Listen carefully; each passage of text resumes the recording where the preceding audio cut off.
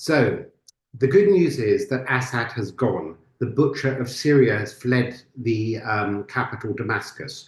But I don't want to let Western politicians and media off the hook and let them try and deny or pretend or cover up for the fact that they have praised him for years, even as he was murdering and butchering his own people.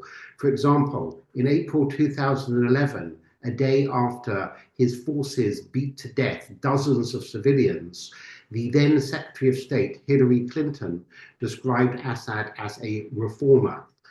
Even worse, in fact, much worse, was her successor, John Kerry, who was known as Assad's man in Washington. Kerry had called Assad a man of his word, who was very generous. He even took a motorcycle ride with Assad in about the year 2009 and came back to Washington and referred to Assad as my dear friend. Assad was welcomed by the Queen of England on the advice of the Foreign Office in Buckingham Palace in London. I remember a big lunch in 2008 where the keynote speaker was William Hague, who was about to be British Foreign Secretary under David Cameron.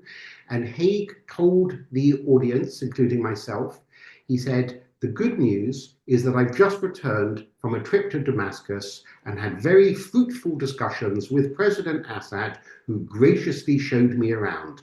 Now, I was sitting next to my friend Douglas Murray, the writer, and Douglas said, "Did he show you his nuclear sites?" To which I and others let out a murmur because, of course, the year earlier, Israel had destroyed Assad's clandestine nuclear program.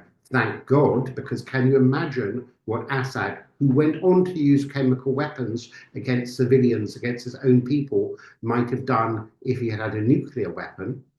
And of course, the media too, even after the civil war had begun.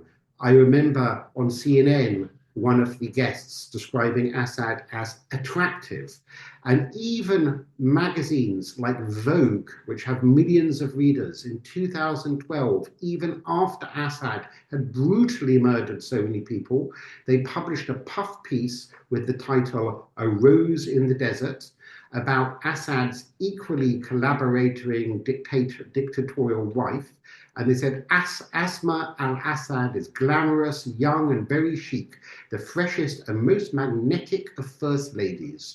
That was the word that Vogue magazine used, adding without a hint of irony that her husband had been elected president with 97% of the vote. And just to remind people, Assad's murderous ways did not start with the war in 2011. For example, in 2009, the US State Department had produced a report saying that Assad had tortured to death 17,000 people in his dungeons, including hanging them upside down from the ceiling, inserting poles up their backsides, pulling out fingernails, and things that are even worse that I'm not going to describe here. So it is good news that Assad has gone, though he still needs to face justice. Someone needs to put him on trial. But also, let us not let the media off the hook for the way they covered up, and the politicians, many of them, for the way they covered up and slimed up to this absolute murderous butcher.